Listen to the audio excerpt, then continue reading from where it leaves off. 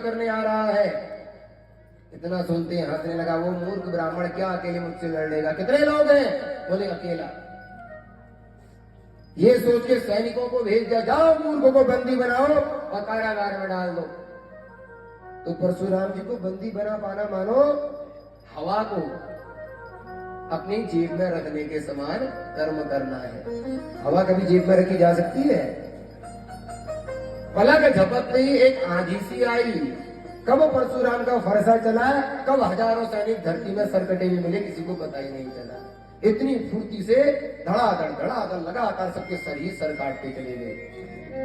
ये बात जब सहस्त्रार्जुन को पता चली तो सहस्त्रार्जुन ने दत्तात्रेय महाराज भगवान नारायण के अंश से अवतरित दत्तात्रेय महाराज की तपस्या से हजारों हाथों का वरदान प्राप्त किया। यानी कि जब ये युद्ध करता था ना, एक बाण चलाता था, 1000 बाण एक साथ निकलते थे। सीधे तोड़ा चला आया और परशुराम जी पे बाणों की बौछार कर दी। लेकिन परशुराम जी भी किसी से कम थोड़े ना थे। शंकर के उपासक, भगवान शंकर के परम भक्त और विष्णु भगवान के अंशावतारी जो स्वयं हैं, अब उनको जीत पाना तो भैया इतना आसान नहीं है।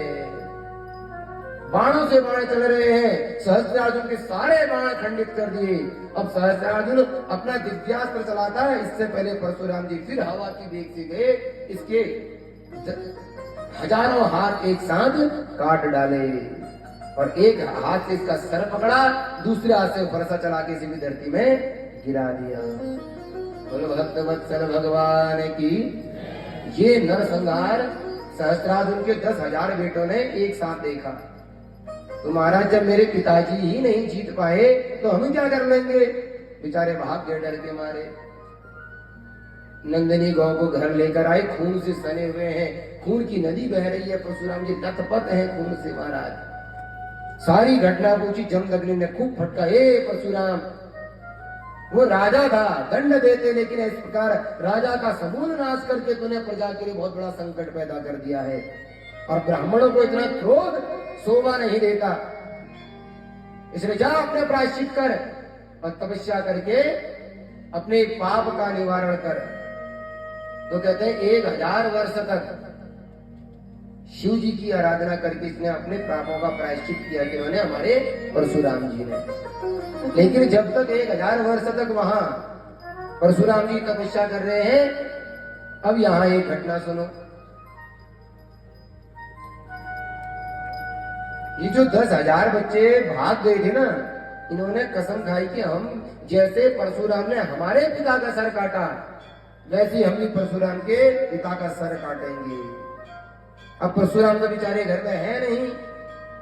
अब ये ऋषि आंख बंद करके बैठे हुए थे, गुप्त रूप से घूमते हुए आए और आंख बंद करके ध्यानस्थ मुद्रा में जब हमारे परशुराम जी के पिता जमदग्नि जी बैठे हुए थे, तो सर पकड़ा और एक झटके में जमदग्नि का सर काट के नीचे अपने हाथ में उठाकर लेके चले गए। रेणुका रोती रही।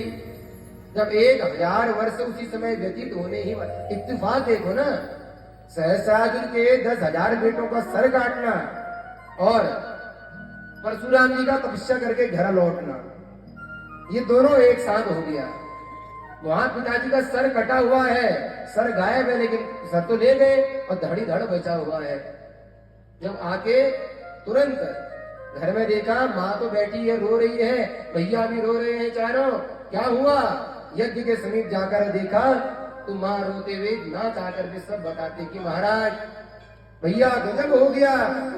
सहस्त्रार्जुन के 10,000 बच्चे आए और तपस्या करते हुए हमारे पिताजी का सर काट के ले गए।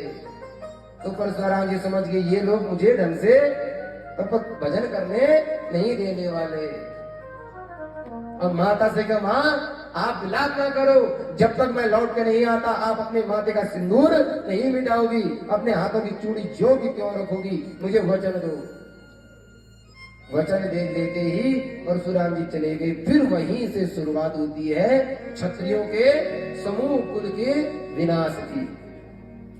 फिर परशुराम जी ने क्या सोचा कि ये सहस्त्रार्जुन के 10,000 बेटों की गलती नहीं, ये क्षत्रियों के कुल के खून की ही गलती है, जो आए दिनों अपनी गर्मी में हमेशा उच्चाटन मचाते रहते हैं। बस एक एक करते पहले गए 10,000 बच्चों के सामने। देखो यहाँ भी परशुराम जी जानते हैं महाराज, ये सब सहस्रार्जुन की ही संतानें लग रही है, आपस में कटाकाट कर रहे हैं, अवतार हो गया। अब क्या था, वहां परशुराम जी गए और 10 के 10,000 बेटे ने भी खूब मेहनत की थी, लड़ने की कोशिश करी, फिर वो तो भैया परशुराम जी थे।